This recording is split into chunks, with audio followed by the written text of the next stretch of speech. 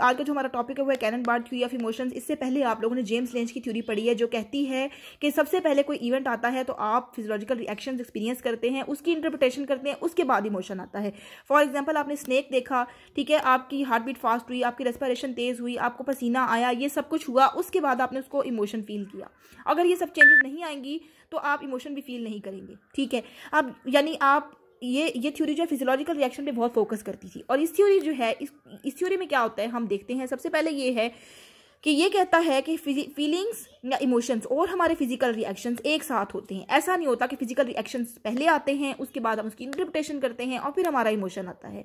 ये कहता है कि इमोशंस और फिजिकल रिएक्शंस एक साथ वाकया होते हैं, ठीक है। फॉर एग्जाम्पल जब एक सांप देखते हैं, आप डरते भी हैं और आपकी हार्ट बीट भी फास्ट हो जाती है, दोनों चीज़ें एक साथ हुई। ऐसा नहीं हुआ कि आपकी हार्ट बीट पहले फास्ट हुई है उसके बाद आपने उसकी इंटरप्रिटेशन की है कि मैं डर रहा हूँ, ठीक है, ऐसा नहीं होता, ठीक है।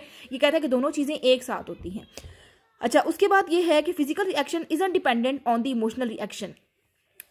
कैनन बार्ड ये कहता है कि इसमें थैलेमस का बहुत ज्यादा रोल है। इसकी थ्योरी को थैलेमैटिक थ्योरी ऑफ इमोशन भी कहते हैं। थैलेमस एक छोटा ब्रेन स्ट्रक्चर होता है जो कि सेंसरी इन्फॉर्मेशन को रिसीव करता है और ब्रेन के अप्रोप्रिएट एरियाज तक लेकर जाता है।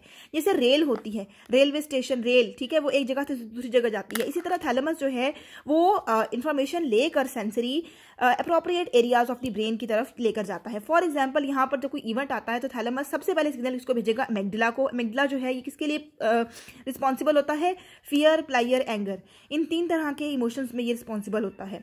उसके बाद ये दूसरे नंबर पे किसको सिग्नल भेजता है? सेरेब्रल कॉर्टेक्स को। सेरेब्रल कॉर्टेक्स क्या करती है? हमारी थॉट को कंट्रोल करती है, सोचते हैं जब कोई इमोशन आता है तो। उसके बाद जो है सिग्नल थैलेमस से किसकी तरफ जाते हैं? ऑटोनॉमिक नर्वस सिस्टम की तरफ, जो कि स्केलेटल मसल्स को कंट्रोल करता है। देखिए आपने ऑटोनॉमिक नर्वस सिस्टम में सिम्पैथेटिक और पैरासिम्पैथेटिक पढ़ा था ना, ठीक है। उसमें क्या था कि आपकी बॉडी फाइट और फ्लाइट के लिए प्रिपेयर होती है, किस तरह से आपकी हार्ट बीट फास्ट होती है, रेस्पिरेशन फास्ट होती है, आपके मसल्स जो हैं उनकी तरफ एनर्जी ज्यादा हो जाती है। जाहिर है कि जब आपके मसल्स काम करेंगे, सिचुएशन आएगी तो आप उसमें लेग्स यूज करेंगे, हैंड्स यूज करेंगे, आपके मसल्स टेंस होंगे, शेक करेंगे आप, ये सब मसल्स इंगेज काम, मसल वाले काम है, तो वो ऑटोनॉमिक नर्वस सिस्टम ही कंट्रोल करता है। तो ये 3 जगह पर सिग्नल गया, एमिग्डाला की तरफ, इसकी सेरेब्रल कॉर्टेक्स की तरफ और ऑटोनॉमिक नर्वस सिस्टम की तरफ, और तीनों के अलग-अलग काम है इमोशंस में, ठीक है। अब इसमें जो है हमारी एग्जाम्पल क्या आती है? Job interview. फॉर एग्जाम्पल एक जॉब इंटरव्यू है, उससे पहले आप क्या करते हैं? सोचते हैं, तो आप नर्वस फील करते हैं कि कल मेरा इंटरव्यू है।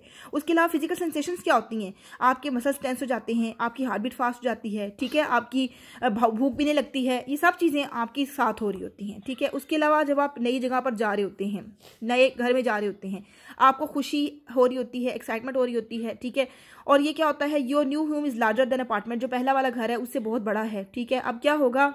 आपकी आंखों में आंसू भी आएंगे, ठीक है, आपकी चेस्ट भी टाइट होगी और ये सब चीज़ें, सांस लेना भी आपका मुश्किल हो जाएगा, ठीक है। अब दोनों चीज़ें एक साथ चल रही हैं, फिजियोलॉजिकल रिएक्शंस भी और आपका इमोशन भी। इमोशन क्या था? एक्साइटमेंट। और चेंजेस कौन सी हैं? ये वाले tears in your eyes, chest is tight, ठीक है, और डिफिकल्ट टू ब्रीथ।